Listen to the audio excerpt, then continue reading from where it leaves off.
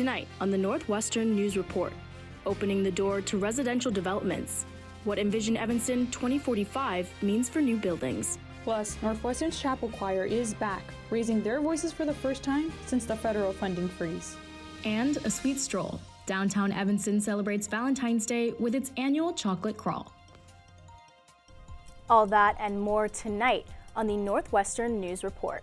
It's your news right now.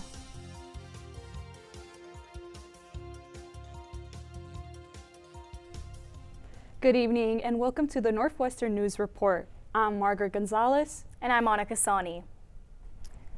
Two Evanston Skokie School District employees were recently arrested by Chicago police and charged with sex crimes against children. Carlos Mendez, assistant principal at Washington Elementary, has worked for D65 since 2011, but went on a leave of absence in October for unknown reasons. His girlfriend, Maribel Flores Hernandez, is a paraprofessional at the Joseph E. Hill Early Childhood Center and has been on leave since January. D65 officials have reassured families in multiple statements that, to their understanding, the charges do not involve current or former D65 students. Mendez and Flores Hernandez are being held without bond and are expected to appear in court next Wednesday. Evanston police are investigating anti-Semitic hate symbols found on a park bench after receiving a report of the incident on January 31st. No arrests have been made. The markings found near the intersection of Clark Street and Judson Avenue were reported a day before similar anti-Semitic graffiti was found on Northwestern's campus. Both acts of vandalism have since been removed. It is not known if the incidents are related, but Evanston's police commander, Chelsea Brown, says that, quote, "The matter remains under investigation, including a review of information from other reported incidents." The 2026 student government presidential election concluded this weekend, and ASG announced that Medill third-year John Sisko and Weinberg third-year Gowrie Adarsh will be the 2026 ASG co-presidents. This race was one of the closest in recent memory, according to the Election Commission. It came down to the final ballot, with Sisko Adarsh capturing 52.89% of the vote and Alan Hu and Noah Kors coming in second at 47.11%. Tune in to NNR next week to hear directly from Gowrie and John about their priorities and campaign strategy. Last month, Evanston City Council voted narrowly to approve the Envision Evanston 2045 plan, opening the doors for new residential developments. NNN's Alex Zhang spoke with officials and Evanstonians about what this plan could mean for the city. By allowing taller buildings and more types of homes across Evanston, the city's new plan could decide who gets to live here and at what cost. Evanston's City Council has adopted Envision Evanston 2045, a comprehensive plan setting the city's development direction for the next 2 decades. The plan itself does not change zoning, but it calls for a zoning rewrite that could allow more types of homes and taller buildings across more parts of the city. It's very simple economics, supply and demand. More housing will put a downward pressure on prices. Supporters like Newsma say high rents stem from a supply shortage in a high-demand market. They argue adding more homes is the only way to slow price growth over time, even if prices do not fall immediately. One thing we can do to help offset or to help fight the high cost of housing is to make it possible for more and different types of housing to be built. But critics say the mechanism works differently in a more high-demand city. The plan itself seems to think that you can just build your way out of this crisis. The problem is it's not remotely realistic because the only housing that can be built today is expensive housing. Daniel Lober, a longtime zoning and fair housing attorney, says new development in Evanston attracts higher income newcomers from outside the city, driving up land values before any relief reaches the current residents. Lober argues the potential zoning rewrite relies too heavily on the market-driven development to develop affordability. The Evanston City Council has, and especially its mayors, including the current one, have been in the hip pocket of the real estate industry. Beyond cost, residents and planning critics say building also changes how dense neighborhoods function, from traffic and shadows to energy use and street-level wind. 20-story plus building has 2.5 times the carbon footprint of a building that's 5 or 6 stories high. Gu Aga lives in a downtown high-rise and says taller buildings can change how people use the streets. He also says more density could shape who travels downtown, with ripple effects for local businesses. You get an inviting space, so you look at the shops and restaurants, people like to walk, a protected bike lane, that's the kind of thing that you want. The zoning code will decide what actually gets built and where. It will determine how much height, density, and the number of residents Evanston is willing to allow. Alex Zhong, Northwestern News Network. According to the City Council, the zoning rewrite will include public hearings before any rules relating to this plan take effect. The recently reinstated Millar Chapel Choir had its first performance on Sunday, following the federal funding freeze. NNN's Linda Montejo Bartalon stopped by for a glimpse into the choir's return. After only a month of rehearsal, the Millar Chapel Choir turned to the stage Sunday for the first time since being discontinued last fall. I was extremely happy that this wonderful choir was being reinstated, as were hundreds of other people. The choir was put on hold due to budget cuts. Stephen Altop, who serves in the conducting faculty at Benin, says the immediate reaction of people calling for the choir's reinstatement helped bring it back. Everybody who made themselves heard wanted to see this reinstated because of its beauty and what it means to the community. Their first show of the year followed the theme of joy and light. The performance included a mix of songs from Blackbird by the Beatles to O Nata Lux by Thomas Tallis. Benin third year Sonia Lyons says the choir had less practice time than usual, but was happy to be back. Like, so upset. We have a group chat and it just was blowing up. We got the email and we all love chapel choir so much. It's like a big deal for a lot of us. The choir is made up of students from all years, with its first show including 2 special performances from grad students. To me, this is an experience that is really special, and for hundreds of people over the years it has been. And you come to a place like Northwestern and you have people from different backgrounds and different disciplines, but they come together around great music.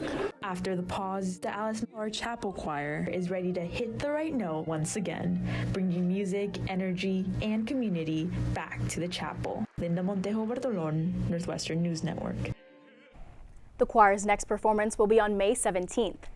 Up next, how Danceworks is putting American history into motion.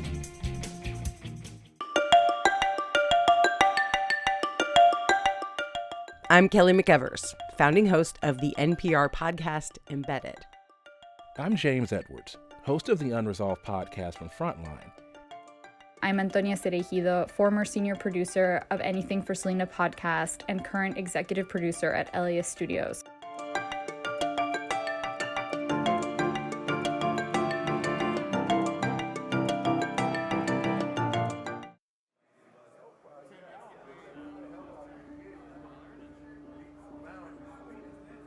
My narrative, since I've been locked up and kind of made my transition, has been like redemption, accountability. When I come into the classroom environment, every individual that sits amongst me takes education seriously.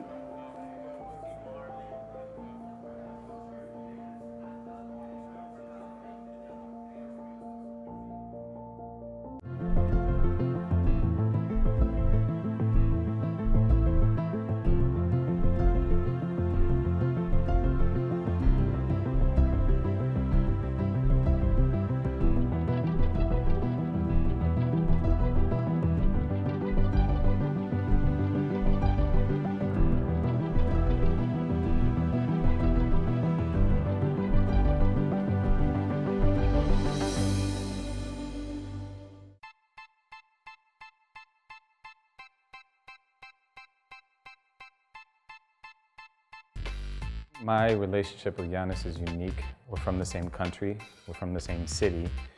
Being a Northwestern alum, I think, has tremendous advantages in the sports industry. To me, that community, it's been with me for 20 plus years.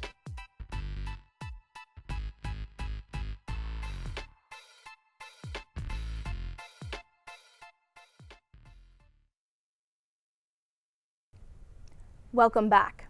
The executive director of the Evanston Public Library, Yolande Wilburn, is expected to step down later this week after holding the position for 2 years. According to a letter sent to the staff by the president of the library board, Wilburn has, quote, expressed a desire to end her tenure as executive director. The board said in the letter that they are both disheartened by and respect Wilburn's decision. An interim executive director will serve up to 2 years while a firm searches for a new director. At the board meeting tomorrow, the board will review a proposal to select the firm that will conduct this search. The board is looking to solidify a firm by mid-March and appoint an interim director by mid-June. Danceworks is in the works. Wirtz Center for Performing Arts' only dance show of the year is themed on the 250th anniversary of the Declaration of Independence. NNN's Grace Wong checked out the rehearsals to find out more. Danceworks rehearsals are in full swing to prepare for the group's upcoming show. Through student-teacher collaboration, the performance showcasing what, quote, moving together during a time of unraveling means. It really feels like right now in our country, we really don't know what is about to happen, and every day feels a little more chaotic and unknown and like disorienting. And so I guess I'm trying to, with the dancers, I want to practice being disoriented or being in a state of potential failure and seeing how that actually isn't the scariest thing ever. And actually there's potential for like growth, learning, and care inside of this kind of disorienting, chaotic situation. Danceworks' semi-quincentennial theme explores complex ideas in United States history as the country approaches the 250th anniversary of the Declaration of Independence. I certainly think about what does it mean to like kind of celebrate 250 years of this country, especially when those 250 years have been pretty bad. And so I think that it's kind of a twisted celebration, but there's certainly joy in it. 5 choreographers creating pieces that make up the production's unique structure. This show is different in that we're trying to make it a dance theater piece, which means much like a play, it kind of all blends in together. So it's not, there's no actual like stop where everyone claps in between each number and then they reset for the next number. Dancers and choreographers working together to create a show that never repeats itself. We are actually working with all these choreographers at every rehearsal and sort of creating this piece with them as they're doing their brilliant work and giving them our interpretations of what they're trying to create, and we're kind of combining both the dancers and the choreographers' vision into one piece. Dancers say the show shares feelings that can't be put into words. I think we're able to explore themes that are a little bit more ambiguous or like maybe a little bit more like not so pinned down. And that's a real like strength of dance, is that you don't have to put anything into words. Grace Wong, Northwestern News Network.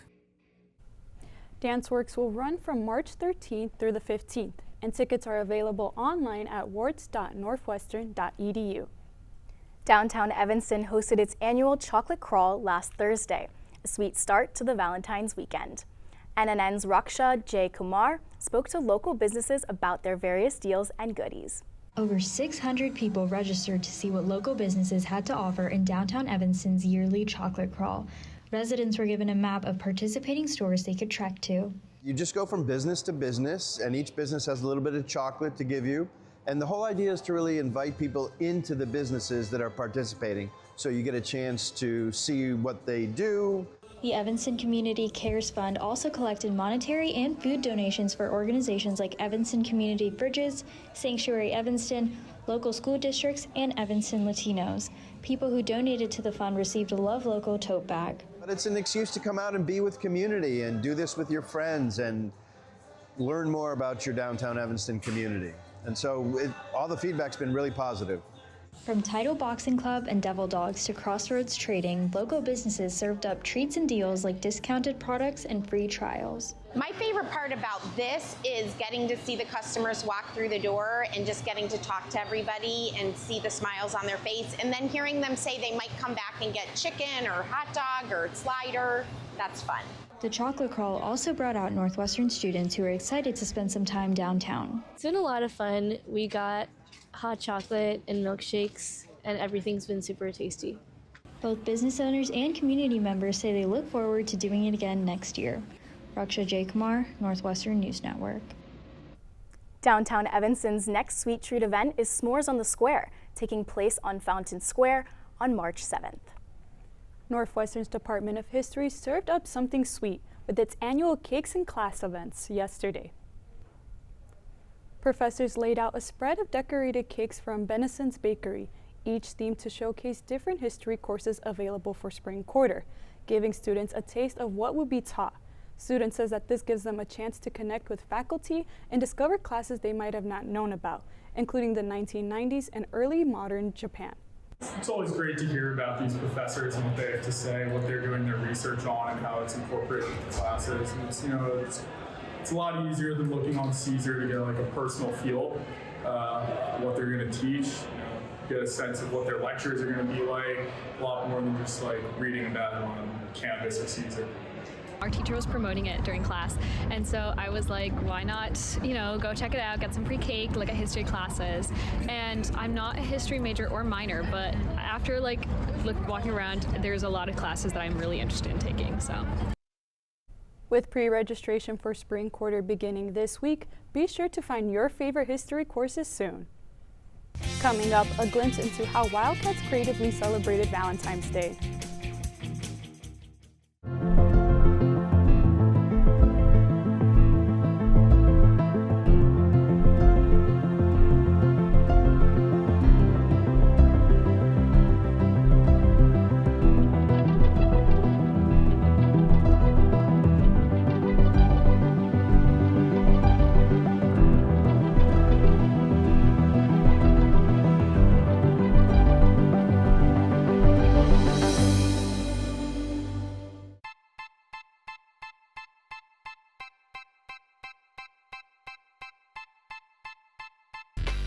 My relationship with Giannis is unique. We're from the same country, we're from the same city.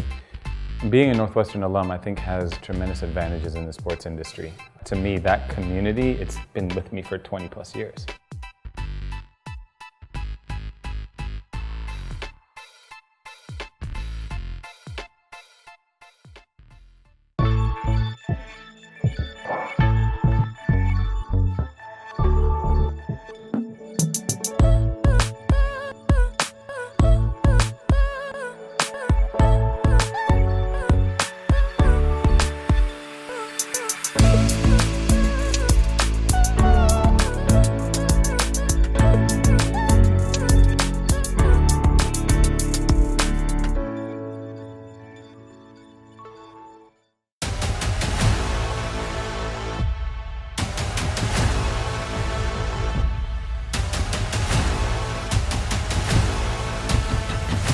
Ready, set, piano!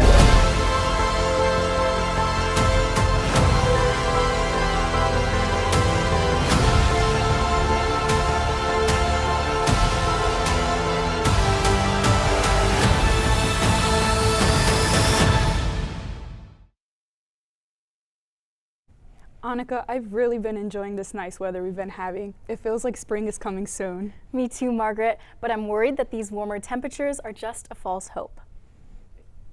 NNN's chief meteorologist, Emmanuel Perez Martinez, is here with us now to set the record straight. Emmanuel, I love your jacket. Can we be wearing those this week? I mean, those jackets could stay in the closet tomorrow, but by the end of the weekend, it will feel like we are going to be in the single digits. But for now, let's focus on what we're dealing with. Currently, it is 46 degrees with cloudy skies with increasing chances of rain showers later tonight. For the rest of the night, our temperatures will stay in the upper 40s as we do have a warm front coming through our area. Looking at our temperatures across the area, a bit cooler by the lake, it is 47 degrees in Evanston, 46 degrees in downtown Chicago, in our western suburbs in the 50s overall, 50 degrees in Schaumburg, 50 degrees in Naperville. Looking at our regional weather radar, we do have a low pressure system out west along with this warm front that's approaching, and again, keeping those temperatures stable for now. But as that low pressure system moves eastward, it'll bring along those showers and the increase in wind gusts into tomorrow morning. Looking at our 5-day forecast, starting off on Wednesday, early morning showers and then clearing out by the end of the day with a high of 63. One thing to pay attention are those high wind gusts of 36 miles per hour, along with dry conditions that will pose the threat of brush fires, which is why the National Weather Service in Chicago has issued a fire weather watch. By Thursday, those cloudy conditions will stay with us with the high of 59 and then increasing showers in the late evening hours into the morning hours of Friday. And then by Friday evening, it'll be cloudy with the high of 46, and yet again, those wind gusts upwards of 38 miles per hour. For Saturday and Sunday, our highs will be in the lower 30s with high wind gusts, with overall our wind chills feeling in the single digits.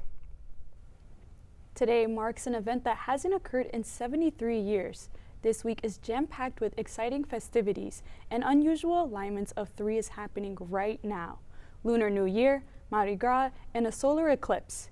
These will not coincide again for another 3 years, with the next date expected to be February 13th, 2029.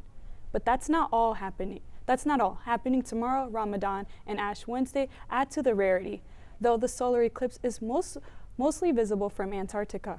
Holidays and events across faith and culture means that there's a lot to celebrate.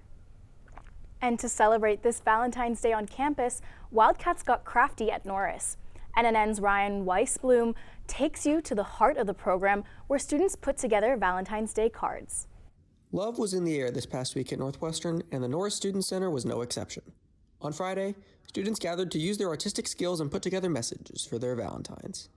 It was a great way to just do crafts with my friends and show other friends that weren't here how much I appreciated them. This is Valentine's Card Crafts and Candy at Artica Studios in the Norris basement.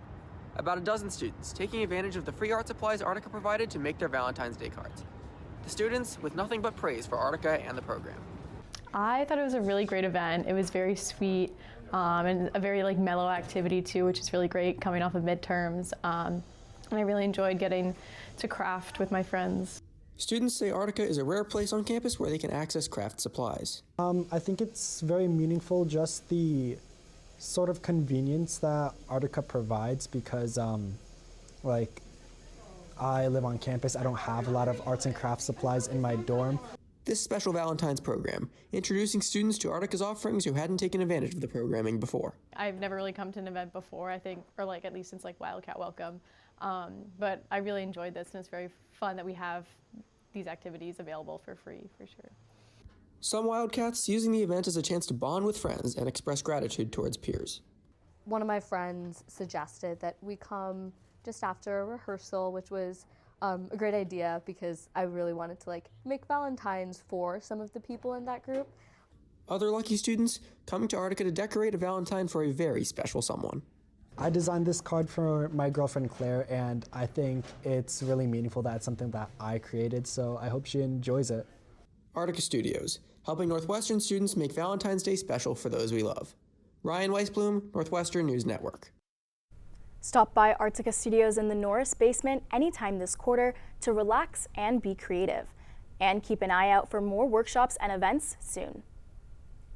From celebrating the ones that make your heart beat to understanding how the heart beats, here's what NU researchers have been working on in this week's Under the Microscope. In a new study, NU scientists have taken a big step forward in spinal cord injuries. Research using lab-grown human spinal cord organoids, which are miniature organs created from stem cells. Researchers simulated traumatic injuries in these tissues and treated them with an experimental therapy called dancing molecules. This resulted in reduced scar tissues and strong signs of regeneration, which has reversed paralysis in animals. This breakthrough gives scientists hope that the therapy could someday improve recovery for patients with spinal cord injuries.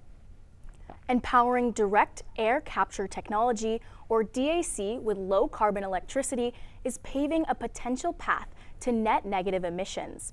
Recent work from the lab of Northwestern Professor Ted Sargent advances electrified DAC technology. DAC removes carbon dioxide directly from the air, furthering exports and efforts to limit new emissions and reducing existing accumulation in the atmosphere. This discovery comes at a time when industries remain difficult to fully decarbonize. Using common inorganic material, this new system captures carbon dioxide from the air when electrically charged, and it can be released when the voltage is reversed. The next step will be tackling long-term operation challenges such as electrified DAC's sensitivity to oxygen. Coming up, hear why attendees became movie critics following an A&O production screening of a book-inspired film.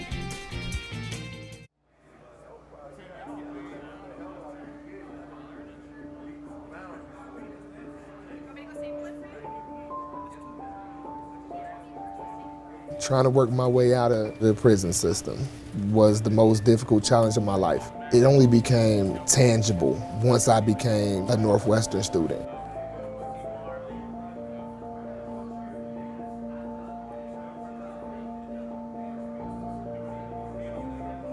One, two, three, four.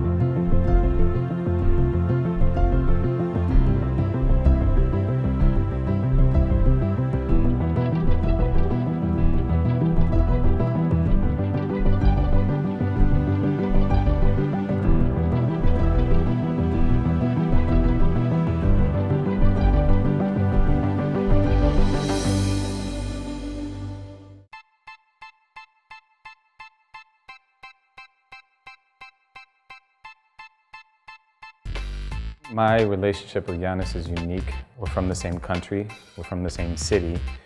Being a Northwestern alum, I think, has tremendous advantages in the sports industry. To me, that community, it's been with me for 20 plus years.